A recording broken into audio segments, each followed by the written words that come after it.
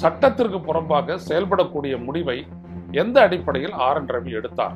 உச்சநீதிமன்றத்தினுடைய தீர்ப்பை பற்றி கவலைப்படாமல் நீங்கள் செய்வதை செய்யுங்கள் என்று உள்துறை அமைச்சகம் ஆளுநர் ரவிக்கு சொன்னதனுடைய விளைவுதான் அவர் இந்த கூட்டத்தை நடத்துகிறார்.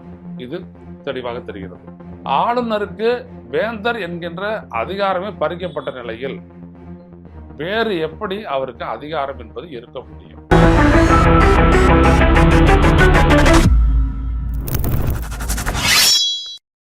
வணக்கம் தோழர்களே, ருசோ செய்திகளின் வாயிலாக இன்று மீண்டும் உங்களை சந்திப்பதில் பெருமகிழ்ச்சி அடைகின்றேன். தமிழக ஆளுநர் ஆர்.என். ரவி அவர்கள் கொடைக்கானலில் தமிழ்நாட்டு பல்கலைக்கழகங்களினுடைய துணை வேந்தர்களினுடைய கூட்டம் ஒன்றை கூட்டியிருக்கின்றார். வருகின்ற 26ஆம் தேதி அந்த கூட்டத்தில் இப்பொழுது உச்சநீதிமன்றத்தினுடைய தீர்ப்புகளை விமர்சித்து உச்சநீதிமன்றத்தை விமர்சித்து பேசிய துணை குடியரசுத் தலைவர் ஜெகதீப் தன்கரை சிறப்பு அழைப்பாளராகவும் அழைத்திருக்கிறார். இப்பொழுதுதான் தெரிகிறது இவர் டெல்லிக்கு போய் அவர் என்ன விதமான திட்டத்தோடு பணியாற்றி விட்டு வந்திருக்கிறார் என்பது தெரிகிறது.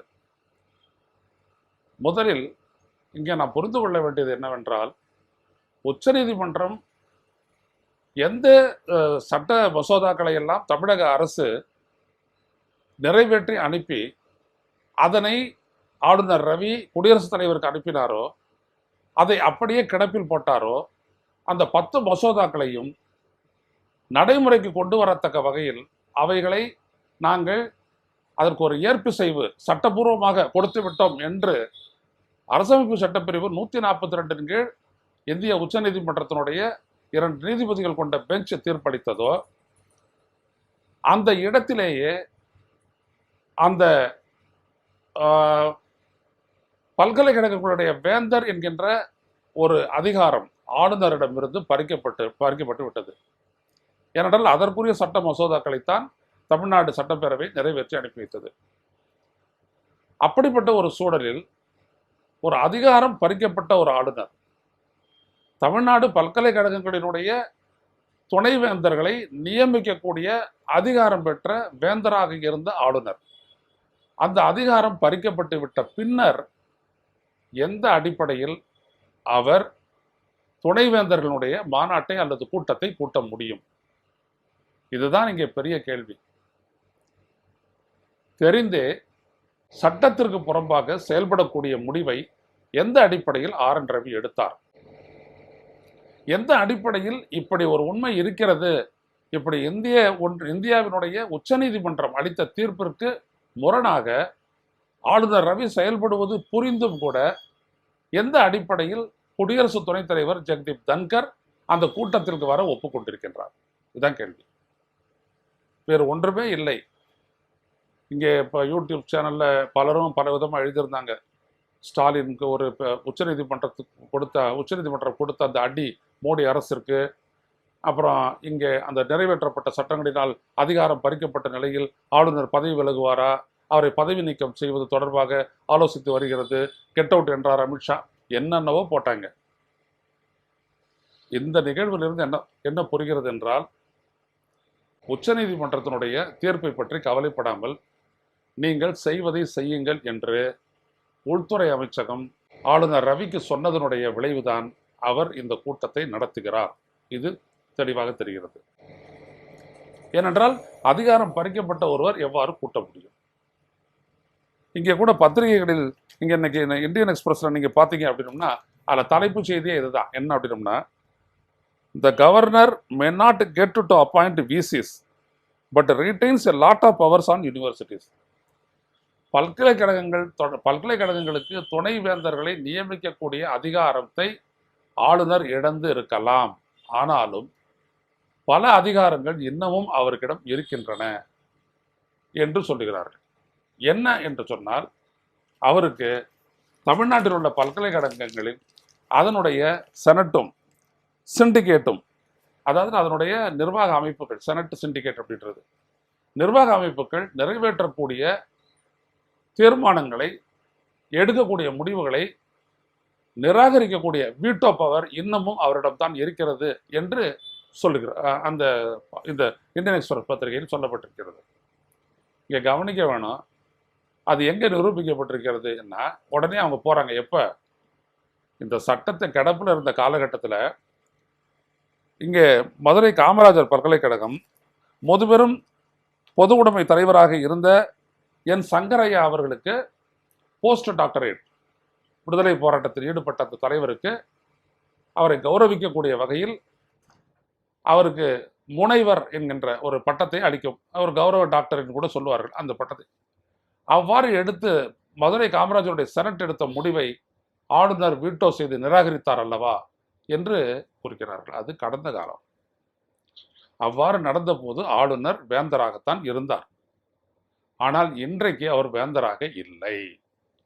இல்லாத போது இந்த பழைய உதாரணத்தை எதற்காக எக்ஸ்பிரஸ் காட்டி செய்தி வெளியிட்டிருக்கிறது? ஒரு சாதாரண மனிதனுக்கு கூட தெரியும், ஒரு தலைமை பொறுப்பு தான் இருக்கிறதுலே பெரிய அதிகாரம்.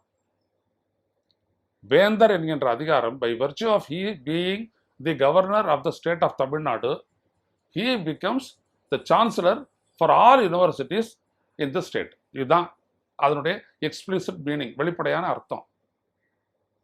தமிழ்நாட்டினுடைய ஆளுநராக நியமிக்கப்பட்ட காரணத்தினால் அந்த அதிகாரத்தின் அடிப்படையில் அவர் தமிழ்நாட்டில் இயங்கக்கூடிய பல்கலைக்கழகங்களுடைய வேந்தராகி ஆகிறார். அவ்வளவுதான். இதைத்தான் ஒரு சட்ட திருத்தத்தின் மூலம் தமிழ்நாடு அரசு என்ன பண்ணுது அப்படின்னம்னா, திரும்ப பெற்று அதை முதல்வரிடம் கொடுத்து விடுகிறது. அந்த சட்ட மசோதாவை தான் இவர் ஒப்புதல் கொடுக்காமல் தூக்கி குடியரசுத் தலைவருக்கு அனுப்பி வைத்தார். அதை எதிர்த்து தொடரப்பட்ட வழக்கில் தான் உச்சநீதிமன்றம் சொன்னது, நீங்கள் செய்வது தவறு, யூ டோன்ட் ஹேவ் அத்தாரிட்டி என்று சொல்லி, நீங்கள் ஒப்புதல் அளிக்காது விட்ட அந்த சட்டங்களுக்கு ஒப்புதல் அளிக்கப்பட்டு விட்டதாகவும் சட்டம் நிறைவேறி விட்டதாகவும் சொல்லி நாங்கள் உத்தரவிடுகிறோம் என்று சொல்லித்தான் 142 ஆர்டிகல் 142 கீழே இந்திய உச்சநீதிமன்றத்தினுடைய நீதிபதிகள் தீர்ப்பளித்து விட்டனர். முடிஞ்சு போச்சு. இப்போ நான் கேட்கறது என்னன்னா, எக்ஸ்பிரஸ் உள்ளிட்ட பலர்கிட்டையும் ஆளுநருக்கு வேந்தர் என்கின்ற அதிகாரமே பறிக்கப்பட்ட நிலையில் வேறு எப்படி அவருக்கு அதிகாரம் என்பது இருக்க முடியும்? சான்சலர் அவர் இல்லை, அது முதலமைச்சர் தான் சொல்லிட்ட உடனே எப்படி துணைவேந்தர்களினுடைய கூட்டத்தை அவர் கூட்ட முடியும்? இந்த மாதிரி பத்திரிகைகளும் மற்றவங்களும் பதில் சொல்லட்டும். முன்னாடி நீங்க சொல்லிட்டு இருந்தீங்க ஆளுநருக்கு கிடப்பில் போட உரிமை உண்டு, அவரு சொன்னாரு நான் கிடப்பில் போட்டேன் அப்படின்னம்னா அது செத்து போச்சுன்னு அர்த்தம். இப்படியெல்லாம் அவர் தான் உளறிட்டு இருந்தாரு. இப்போ எல்லாமே தெளிவுபடுத்தப்பட்டு விட்டது. இதற்கு பிறகு ஆளுநருக்கு எங்க இருந்து அதிகாரம்?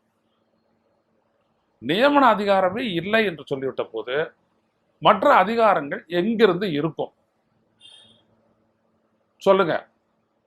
வேற யாரும் கொடுக்க முடியாது. The state of Tamil Nadu must have to accord such powers to the governor. ஆளுநருக்கு தமிழ்நாடு அரசு ஒரு சட்டப்படி கொடுக்கக்கூடிய ஒரு இடம்தான் அது வேந்தர். அதை திரும்ப பெற்ற பிறகு எங்க இருக்கிறது அவருக்கு அதிகாரம்? அப்போ ஆளுநருக்கு வீட்டோ பவர் இருக்குது.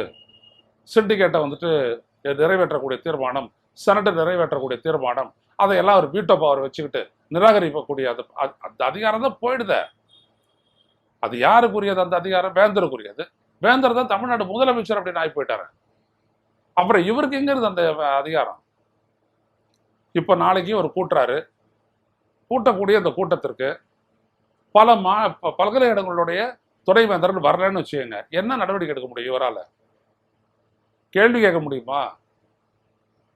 கடிதம் போட முடியுமா? எதுவும் நடக்காது. காரணம், he does not have the power, that is nullified. அவருக்கு அதிகாரம் இல்லை. இருந்த அதிகாரம் ஏற்கனவே முடக்கப்பட்டு விட்டது, பறிக்கப்பட்டு விட்டது. இவ்வளவுதான்.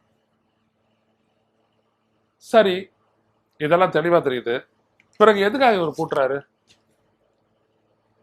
இந்திய ஒன்றிய அரசு, மோடி அரசு என்ன சொல்லுகிறது என்றால், நீங்க கோர்ட்டுக்கு போயிட்டு அவர்கிட்ட இருந்த அதிகாரத்தை பறிச்சிட்டீங்க, ஜெயிச்சிட்டீங்க. ஆனாலும் கூட இவரை நாங்க பதவி நீக்கம் செய்யாம இந்த மாநில அரசுக்கு எதிராக ஒரு பேரலல் கவர்மெண்ட்டை நடத்தி காட்டுறோம் அப்படின்னு மோடியும் அமித்ஷாவும் செய்யக்கூடிய வேலைதான் இந்த ஆளுநருக்கு இப்படிப்பட்ட ஒரு டைரக்ஷனை கொடுத்து அவருக்கு செயல்படுகிறார். அவ்வளவுதான்.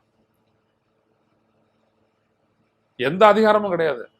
ஆனா குட்டையை குழப்பறதுன்னு சொல்லுவாங்க இல்லையா தமிழ்நாட்டில், அதுதான் இந்த ஆளுநர் செய்ய போறாரு. அங்கே ஆமாம், கொடைக்கானலில் இருக்கக்கூடிய ராஜ்பவன் நல்ல அருமையான இடம். அந்த இடத்துல தான் இவர் அவருடைய பிள்ளைக்கு கூட கல்யாணம்லாம் பண்ணி வச்சார். கல்யாணம் பண்ணார், ரிசப்ஷன் வச்சார். ஏதோ ரைட், போ அனுபவிக்கலாம். அதாவது இந்தியாவை என்ன சொல்லுவாங்க அப்படின்னம்னா, இது ஒரு ராஜ மரியாதையோட வாழக்கூடிய ஒரு இடம்டா அது. வெள்ளக்காரங்காலத்தில் சொல்லுவாங்க இந்தியாவை. போனாலே ராஜ மரியாதை தான். ஒரு அரசன் எப்படி வாடுறானோ அந்த மாதிரி பிரிட்டிஷ் அரசால் நியமிக்கப்பட்ட அதிகாரிகளாகிய நாம், ஆளுநர்களாகிய நாம், அந்த பிரிட்டிஷ் ராஜ்னே பேர் இருக்கு. இந்தியா தட் இஸ் பாரத் இதெல்லாம் நம்ம கொடுத்தது. அவங்க சொல்றது பிரிட்டிஷ் ராஜ், பிரிட்டனுடைய ராஜ்யம். ஏன்னா அந்த மாதிரி அதான் அதுக்கு ஒரு உதாரணம் சொல்லுவாங்க. நீங்கள் உங்களில் பலரும் படிச்சிருப்பீங்கன்னு நினைக்கிறேன். அட்லீஸ்ட் சிலராவது படிச்சிருக்க கூடும். The freedom at mid night. அதில் வந்துட்டு எட்வினா மவுண்ட் பேட்டன் இங்கே வந்துட்டு பதவியேற்ற பிறகு அவங்க எடுத்துருந்தாங்க 2 நாய், ஒன்று வெளிநாட்டு நாய்கள் அவங்க வளர்க்குறதுக்கு. அந்த வெளிநாட்டு நாய்களுக்கு அங்கே இருக்கிற குக்கு வந்துட்டு அந்த கோழியினுடைய கால்கள் எல்லாம் அதான் தொட சமைச்சு கொண்டு போனார். அந்த வாசனையை முகர்ந்த எட்வினா மவுண்ட் பேட்டன் அது யாருக்குன்னு கேட்டிருக்கிறாங்க. அது உங்களுடைய நாய்க்கு சமைச்சு எடுத்துட்டு போகிறாங்க, இங்கே எடுத்துடும் அது அப்படின்னாரு. டேபிளில் வச்சுட்டு நிப்போ அப்படின்ட்டாங்க. போயிட்ட உடனே அது லாப்பியரும் காலின்ஸும் எழுதுறாங்க அந்த புத்தகத்தை. போயிட்ட உடனே நாய்க்கு கிடைக்கிற அந்த கறி இதை எட்வினா தான் சாப்பிட்டாங்க அப்படின்னாங்க. அவ்வளோ ருசியாக, இவ்வளவு ருசியான ஒரு உணவு என் நாய்களுக்கு தேவையில்லை அப்படின்னு எட்வினா சொன்னாங்க அப்படின்னு சொன்னாங்க. அதான் பிரிட்டிஷ் ராஜ். அப்படியாப்பட்ட ஆளுநர் பதவி இது. ஒரு வேலையும் கிடையாது. இந்த ஆளுநரே சொல்லியிருக்காரு, எனக்கு ஒரு வேலையும் அங்கே இல்லை. அதனாலே இவர் கூட்டம் கூட்டுவார். ஒரு 60-70 பேரை கூட்டுவாங்க. அவர் பேசுவார் தனியாக. இதெல்லாம் சிலர் இந்த வாஷிங்டன் இருக்கிறாரு, அமெரிக்காவினுடைய முதல் ஜனாதிபதி. அவர் என்ன பண்ணுவாரா, சின்ன வயசில் வந்துட்டு அவருக்கு வந்துட்டு வாய் குளருமா. அதனால் அவர் என்ன பண்ணுவாரா, அந்த வயக்காட்டில் உட்காந்துட்டு அந்த கதிர்கள் எல்லாம் மக்கள் நினச்சிட்டு அவர் பேசுவாராம். அப்படிதான் பேசி பழகி ஒரு பெரிய பேச்சாளர் ஆனார் அப்படின்னு சொல்லுவாங்க. அந்த மாதிரி இவர் பேச்சுவார்த்தை இதெல்லாம் பேசுறதுக்கு பழகிக்கிறதுக்கெல்லாம் ஒரு 60 பேரை கூட்டுவாங்கன்னு சொல்லி கூட்டு வந்துட்டு அவங்க பெருசாக உட்காந்துட்டு இருப்பாங்க ஆளுநர் மாளிகையில். இவர் பேசுவார், நினச்சதெல்லாம் பேசுவார். அது இங்கே சில ஊடகங்கள்லாம் இருக்குது, அவங்க உடனே அதை பற்றி பெருசாக பேசுவாங்க. உடனே நாங்கள் அதை எடுத்து வாதிப்போம். நாங்கள் ஏன் வாதிக்கிறோம் அப்படின்னோம்னா, ஒரு ஆளுநர் செய்கிற வேலையை விட்டுட்டு சனியாட்டுக்கு மசரு பிடுங்குறாரு அப்படின்றத வெளிப்படுத்த நம்ம சொல்கிறோம். இதான் நம்மளுடைய விமர்சனத்தினுடைய மூலம். ஆனால் இந்த ஆளுநர்னா இதைத்தான் செஞ்சுக்கிட்டு இருந்தார், எந்த வேலையும் இல்லை. அப்படிப்பட்ட ஒரு ஆடு இந்த பிரிட்டிஷ் ராஜ் அப்படின்றது தான். பாருங்க, பிரிட்டிஷ் ஆட்சி காலனி ஆதிக்கத்தின் போது இந்த கவர்னர்களுக்கெல்லாம் தலைமை கவர்னர் ஒருத்தர் இருந்தார். அவர் தான் பார்த்தீங்கன்னா கவர்னர் ஜெனரல். எப்படி போலீஸில் வந்துட்டு ஐஜி, இன்ஸ்பெக்டர் ஜெனரல், அப்போதான் பெரிய போஸ்ட்டு, அதுக்கப்புறம் தான் டிஜிபின்றது வருது. அந்த மாதிரி கவர்னர் ஜெனரல் அப்படின்னு ஒருத்தர் இருந்தார். கடைசி கவர்னர் ஜெனரல் இந்தியாவுக்காரனா சக்கரவர்த்தி ராஜகோபாலாச்சாரி அவர் இருந்தார். அந்த பதவியை தூக்கிட்டு பிரசிடென்ட் அப்படின்னு சொல்லிட்டாங்க. அப்பவே வந்துட்டு கேள்வி எழுந்துச்சு. எப்போ இந்த சட்டத்தை, அரசமைப்பு சட்டத்தை உருவாக்கக்கூடிய அந்த சபையில் கேள்வி எழுந்துச்சு, அவர் தான் ஒழிச்சிட்டோமே, எதுக்கு கவர்னருங்கன்னு கேட்டாங்க. இல்லை, இருந்துட்டு போட்டோம், ஒரு விஷன், ஒரு பார்வையை, ஒரு ஆலோசனையை, ஒரு வழிகாட்டுதலை கொடுப்பதற்காக அவர் இருக்கட்டும். நம்ம நாட்டில் இருக்கக்கூடிய உன்னதமான அறிவார்ந்த மக்களை அதுக்கு நியமிக்கலாம். அப்போ அறிவார்ந்த மக்களை நியமிக்கலாம் அப்படின்ட்டு. ஆட்சியை முட்டாள் ஆட்சியாக வந்ததுக்கப்புறம் அவங்க அந்த அறிவார்ந்தவனை நியமிக்க முடியும். அதை நம்மளுடைய அந்த சட்டத்தை செய்தோர் அதை யோசிக்கல. லா மேக்கர்ஸ் அவங்க யோசிக்கல, அப்போ விட்டுட்டாங்க. அதான் இப்போ இந்த மாதிரி ஒரு நிலைமையில வந்துருக்குது. ஆளுநர்னு சொல்லிட்டு ஜாலியாக அவல் பாயாசத்தெல்லாம் குடிச்சிக்கிட்டு சோசன் ஃபுட்டு, பெரிய மாளிகை. முதல்ல அந்த மாளிகையில் இருந்துட்டு ஆளுநர்களை தூக்கி எடுத்துகிட்டு போய்ட்டு கிரீன்வேஸ் ரோட்டில் இருக்கிற அரசு பங்களாவில் ஒரு பங்களாலாம் அகாமடேட் பண்ணணும். இது என்னுடைய பரிந்துரை தமிழக அரசுக்கு. தயவு செய்து முதல்ல இந்த ஆளுநரை இன்னும் நேராக எடுத்துகிட்டு போகிறது, ஒரு காட்டுக்கு நடுவில் ஒரு பெரிய பங்களா வச்சுக்கிட்டு, பல ஏக்கர் நிலத்தை வச்சுக்கிட்டு, ஒரு இயற்கை சூழலை வச்சுக்கிட்டு, அவர் ஏகப்பட்டதுக்கு செலவு பண்ணிக்கிட்டு, அவர் என்னென்ன ப்ராஜெக்ட்டுக்கெல்லாம் கொடு அப்படி சொல்கிறாரோ அந்த செலவெல்லாம் எடுத்துக்கிட்டு, எதுக்கு இதெல்லாம்? அப்படியெல்லாம் ஏதாவது இருக்கான்னு? இல்லை, ஒழிச்சு விடுங்க. பிடிஆர் பழனிவேல்ராஜன் பண்ண மாதிரி பண்ணுங்க ஏதாவதுட்டு.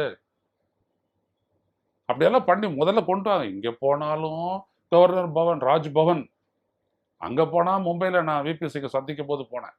அங்கே போனால் ஒரு ஹெலிகாப்டர் நிற்குது. ஏன் ஹெலிகாப்டர்? முன்னாள் பிரதமர் வந்துட்டு சந்திரசேகர் அங்கே தங்கியிருக்கிறாரு, அவர் வந்துட்டு போகிறதுக்குமான அது ஒரு பெரிய மும்பையில் நெருக்கடி. அங்கே கதவை இப்படி திறந்து மூடுறதுக்கு கூட வந்துட்டு இடம் இல்லாமல் ஸ்லைடிங் டோர் இருக்கும் பாத்ரூமுக்கு. அப்படியாப்பட்ட இடத்துல நாங்கள் தங்கிட்டு இருந்தோம். இப்படியாப்பட்ட மும்பையிலேயே அவங்களுக்கு ஒரு பெரிய இடம். என்ன அநியாயம் இதெல்லாம்!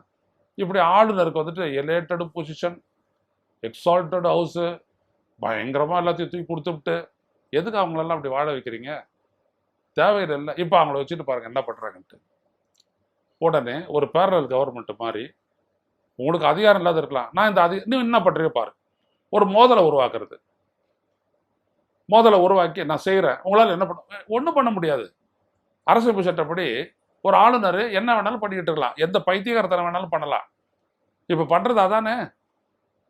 உங்ககிட்டது ஒரு வேந்தர் என்கின்ற பொறுப்பு பறிக்கப்பட்ட பின்னரும் கூட நான் வேந்தராக நடந்து கொள்வேன்னு சொல்லக்கூடியவன் யார்? இது